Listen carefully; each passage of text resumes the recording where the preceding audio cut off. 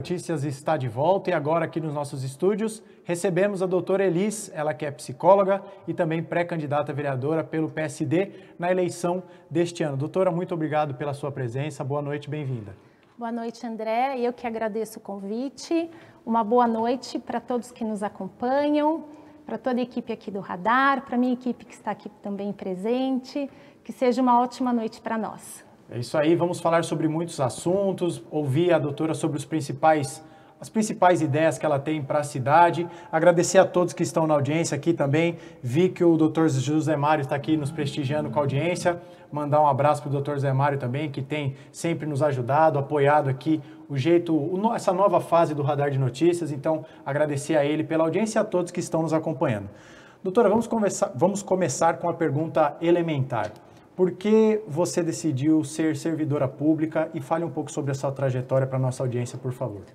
Bom, primeiro eu decidi ser psicóloga, né, que é a minha formação, para poder ajudar as pessoas, para compreender a mente humana, o sofrimento e ajudar as pessoas a quebrar ciclos, né, porque muitas vezes a gente se vê em situações em que sozinho a gente não consegue resolver. Então, e o psicólogo é aquele profissional que ajuda, né, a compreender, a curar o sofrimento.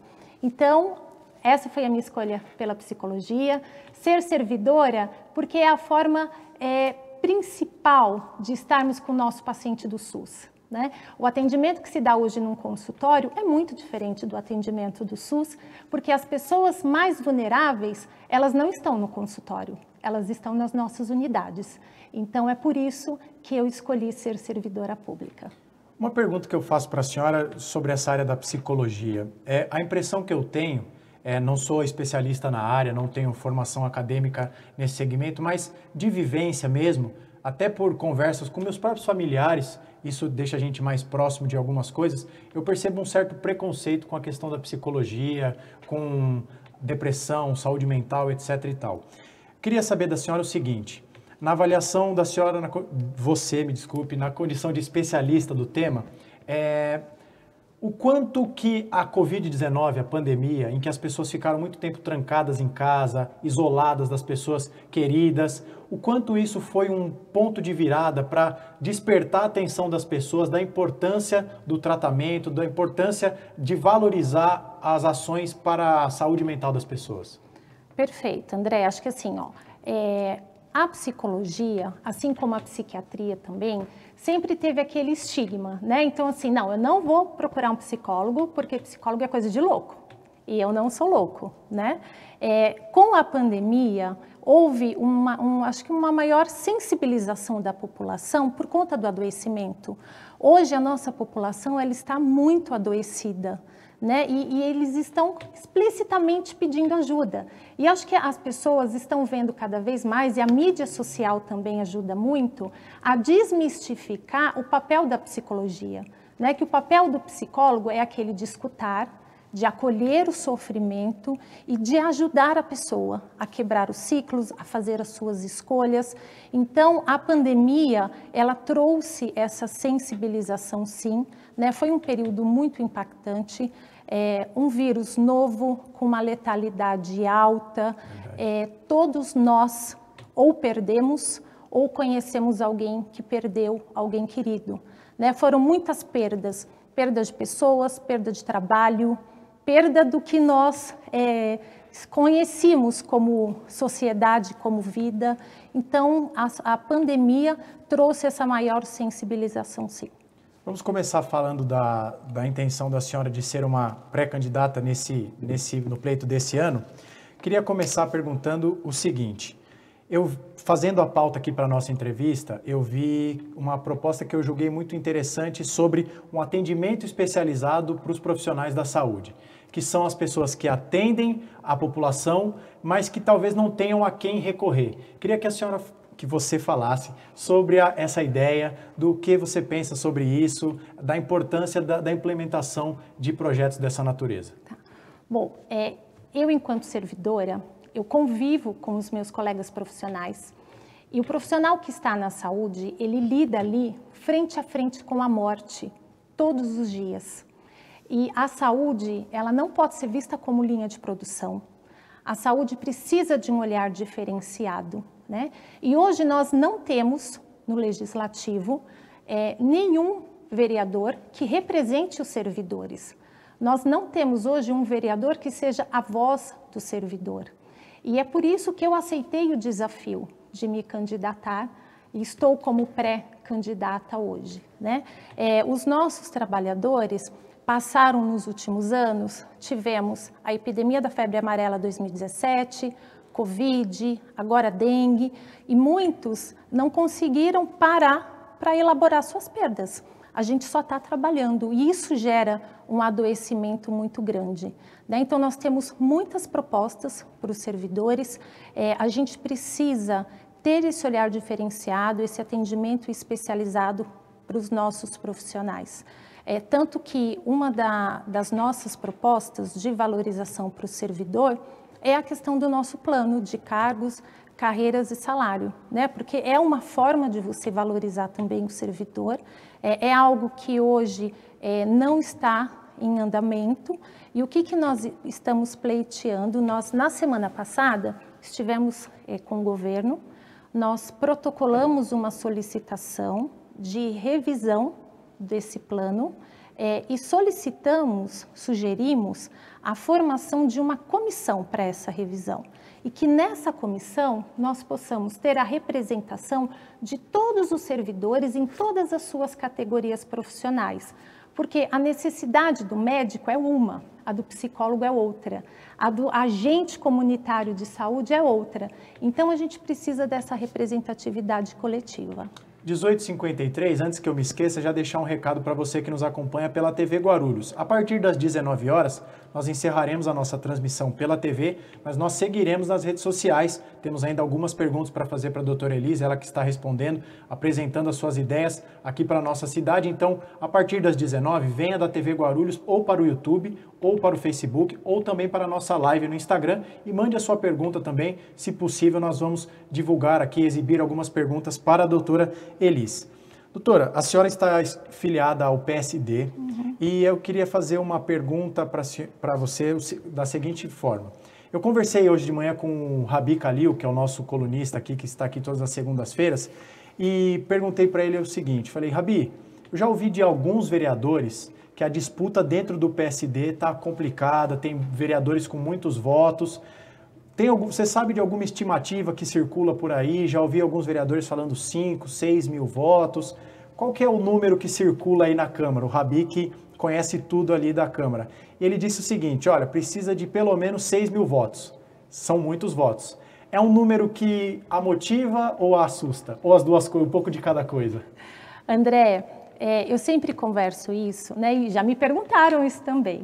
O que eu digo? A minha disputa não é com os meus colegas pré-candidatos. A minha disputa é comigo mesma. Eu preciso ser melhor a cada dia.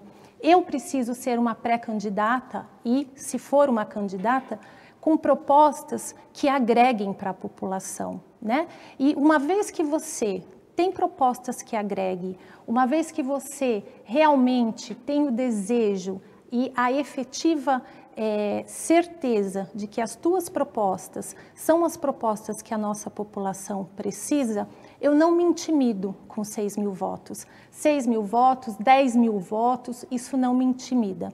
Primeiro, porque eu tenho uma fé muito grande em Deus.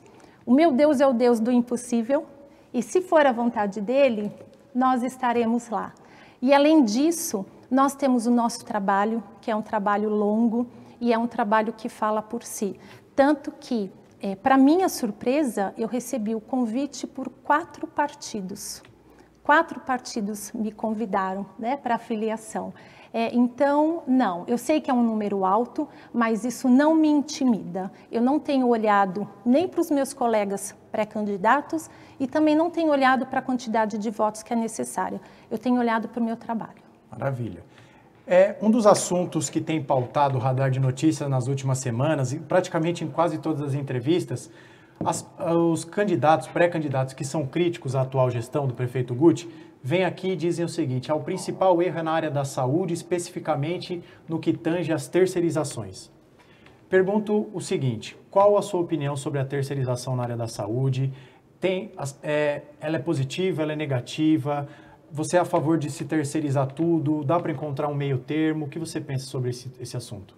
Olha, eu acho que aí nós temos duas questões diferentes, né? Vou dividir a minha resposta para essa tua questão em dois blocos, digamos assim. Bom, o primeiro é em relação aos pré-candidatos, né, que vêm aqui fazer oposição à questão da terceirização. Eu acho que é importante a gente sempre frisar, todo governo, ele tem acerto e ele tem erros. Eu não conheço nenhum governo, e olha que eu estudo muito, que tenha uma margem de 100% de acertos. Agora, o que eu não acho correto, e essa é uma das nossas vertentes, nós queremos trabalhar para romper com o que eu chamo de politicagem. Porque a política é boa, a política pública é necessário, agora a politicagem não. Tanto que a nossa população está muito descrente das eleições, porque, infelizmente, a politicagem toma conta da cidade. Então, vir aqui e falar, isso não foi bom, isso deu errado, ok. Mas a minha pergunta é, o que esta pessoa fez para mudar esta realidade? O que essa pessoa, enquanto vereador, que já tenha sido, trouxe de benefício para a população? O que esse gestor já fez? Né? Então, assim, isso eu acho que é a primeira coisa que é importante para a gente poder pensar. Porque eu vir aqui para fazer um ataque político, isso é politicagem, isso é marketing político, e a nossa população não precisa disso. A nossa população está doente, a nossa população precisa ser cuidada com responsabilidade. Né? Agora, em relação às privatizações, eu acredito que serviços essenciais como saúde, educação, segurança, não devam ser privatizados. Né? Eu sou a favor da administração direta. Claro que, uma vez privatizado, a gente tem que fazer dar certo. Né? E aí é o papel do vereador de fiscalizar esses contratos. E fiscalização não se dá na porta da unidade, fazendo barulho, incitando a população a agredir o servidor. A fiscalização se dá você olhando o contrato, você estudando, você estando ali no serviço como um usuário. Né? Eu não tenho convênio, eu sou SUS dependente, e aí a questão é, os nossos vereadores, quantos procuram o nosso serviço de saúde quando precisam? Então, eu sou a favor de um serviço público de qualidade. É isso que a nossa população precisa. Eu sou mãe, meu filho tem 8 anos, e meu filho, por sinal, está doente, ficou em casa doente. E aí, como mãe, a gente se compadece e a gente quer o melhor. Né? Então, sim, precisamos de serviços cada vez mais qualificados. Está terceirizado? A gente tem que fazer dar certo. É isso. 19 em ponto. A partir de agora você nos acompanha apenas pelas redes sociais. A doutora Elise está aqui respondendo com muita profundidade sobre todos os assuntos que estamos perguntando a ela. Aproveitando então, pegando carona nessa última resposta, se vereadora fosse, teria votado contra a privatização da Sabesp na votação do último final de semana? Olha, a privatização da Sabesp, eu acredito que tenha sido apressada. Né? Eu acho que quando a gente olha para a Sabesp ela é uma sociedade de economia mista. A Sabesp ela é reconhecida mundialmente. E a Sabesp ela trata de saneamento básico, né? Tratamento da água, do esgoto. Saneamento básico, a gente precisa do poder público envolvido. Né? Então, assim, eu acredito que esta votação possa ter sido equivocada, sim. Ótimo. Vamos falar sobre mulheres na política. Um assunto importante para falarmos, tendo aqui uma entrevistada, né? Nós temos hoje, se eu não me engano, 7 vereadoras, num universo de 34. Como você enxerga essa pouca representatividade das mulheres no parlamento da segunda maior cidade de Guarulhos e o que precisa ser feito para que haja mais mulheres, não só no âmbito municipal, mas também estadual, federal, nós que tivemos apenas uma presidente? Sem dúvida, nós precisamos valorizar a mulher. Agora, esta valorização começa por nós mesmos. Então, a mulher precisa valorizar a mulher precisa acreditar e apoiar na mulher, né? Nós temos conversado com a população, temos conversado com muitas mulheres e a gente percebe o quanto as nossas mulheres precisam desse olhar diferenciado. Vou te dar um exemplo. Nós temos mulheres vítimas de violência no nosso município, em que praticamente 100% do caso esse agressor é do sexo oposto, é um homem, né? E aí quando essa mulher, superando inúmeras dificuldades, consegue se separar desse parceiro, ela não consegue tirar o nome dele do documento sem pagar a taxa. Então, uma das nossas propostas, né, é justamente dar gratuidade para a mudança da documentação para essas mulheres. E esse olhar, com todo respeito a você, com todo respeito, né, aos homens, mas esse olhar é olhar de mulher para mulher, né? Exatamente. Vamos falar sobre idosos. Você esteve à frente do Centro de Referência à Saúde do Idoso e nós tivemos recentemente um entrevistado aqui que falou algo que eu não tinha parado para pensar e que para mim faz todo sentido. Uma cidade tão grande quanto a cidade de Guarulhos parece não tratar bem, parece não ter políticas públicas adequadas para atender os idosos. O que você pensa sobre isso e que você passa para a nossa audiência alguma proposta, alguma ideia que você tenha para o atendimento aos idosos aqui da cidade de Guarulhos? Bom, eu fui criada por idosos. A minha mãe precisava trabalhar, meu pai também. Então, eu morei com os meus avós, né? Então, eu fui criada por eles. E tive a felicidade deles terem sido ótimos avós, né? Então, tanto que a minha especialização eu fiz no Hospital das Clínicas, no serviço de geriatria e gerontologia. Nós temos o Ceresi, que é o Centro de Referência à Saúde do Idoso, onde eu tive a grata felicidade de estar como gerente lá por 5 anos, né? Hoje, nós temos, antes nós só tínhamos o Ceresi da região central, hoje nós temos mais 2 Cereses no município. Precisamos ampliar? Com certeza, né? E aí nós temos algumas propostas para a pessoa idosa. Então, nós temos, por exemplo, a proposta de trabalhar a intergeracionalidade. Então, nós temos hoje crianças que estão em orfanatos e a criança, a gente sabe o quanto faz falta esses laços afetivos, principalmente nos primeiros anos de idade. A gente tem os idosos, né, que muitas vezes estão em instituições de longa permanência. Então, a nossa ideia é criar espaços para que haja essa troca afetiva, né, troca de experiências de vida. E a ideia que nós podemos ampliar é, por exemplo, oferecer para esse idoso, né, o que nós chamamos de centro-dia.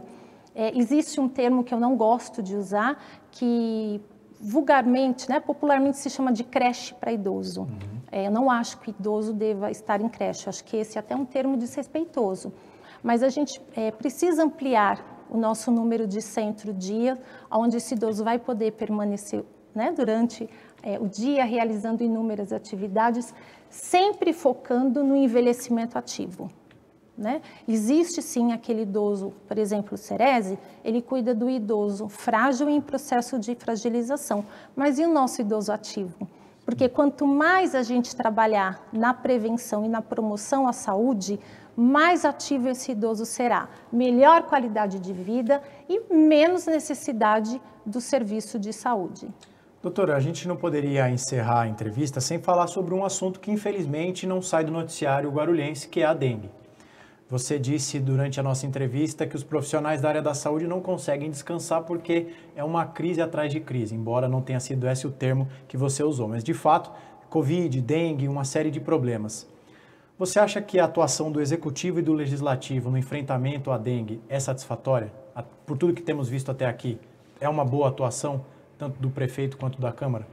Olha, eu acho que nós precisamos fortalecer as ações que são feitas. E assim, quando eu olho para o legislativo, né? Porque é muito fácil, até assistir algumas entrevistas suas, em que a gente vê falando-se muito do executivo e pouco do papel enquanto legislativo. E uma coisa é fato, né? O que dá certo é meu, o que dá errado é do outro, não é isso? Exatamente. E o que a gente precisa é justamente fazer o contrário. O que a gente precisa é se responsabilizar. Então, eu, enquanto legislativo, o que eu tenho feito para o enfrentamento à dengue? Né? Então, o vereador, ele é formador de opinião. Então, o vereador que está indo nas casas, pedindo voto, fazendo reuniões, por que não convida um profissional especialista da saúde para abordar essa questão da dengue? Né? Então, a gente não tem hoje, por exemplo, o profissional da saúde, né, os agentes de combate a endemias, por exemplo, eles têm dificuldade porque eles vão em muitas casas e essas casas estão fechadas. Né? A família está viajando, a família se mudou. Qual foi o projeto de lei que a nossa Câmara criou para ajudar, para apoiar o nosso executivo a ter ações efetivas? Né? Então, isso é algo que a gente precisa olhar com muito carinho. Eu tenho muito respeito, né, por todos os vereadores da casa, mas eu não posso não dizer o quanto o nosso legislativo é moroso, né? E o quanto muitas vezes se legisla em causa própria.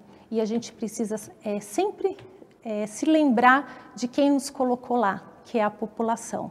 Então, a gente precisa trabalhar para a população e junto com a população. Doutora, antes da gente encerrar, gostaria de deixar o espaço, como tenho feito em todas as entrevistas, um espaço aberto para a senhora fazer para você fazer a sua... É costume, viu, gente? A doutora pediu para que eu a chamasse de você, mas você já percebeu, você que está aqui na nossa audiência, que é no automático, não estou fazendo de propósito, é apenas uma forma respeitosa de se referir ao entrevistado, quando vem um prefeito, um vereador, e sempre de forma respeitosa. Por isso, esses sucessivos erros, eu peço desculpa a você que nos acompanha e peço também à doutora Elis. Mas vamos lá. Deixar o espaço aberto para você fazer suas considerações finais, caso tenha alguma ideia central do que você pensa para a cidade de Guarulhos, que as minhas perguntas não tenham permitido abordar, fique à vontade, o espaço é seu. Olha, nós temos inúmeras propostas, né? Então, quando a gente olha para a área da saúde, o que fazer com esse recurso da saúde, projeto de entrega de medicação em casa. Então, nós temos inúmeras propostas. Na área da tecnologia e inovação, para tirar esse jovem de dentro de casa, de dentro do celular, potencializar e apoiar os nossos empresários, fortalecer o tripé, poder público, iniciativa privada e sociedade civil. Só dessa forma nós conseguiremos avançar com a nossa cidade. Né? Mas aí essas propostas a gente pode deixar para uma próxima vez. Com certeza. Né? Acho que assim, gostaria de frisar que se candidata for e se eleita for, nossa primeira medida será criar um gabinete móvel, um gabinete itinerante.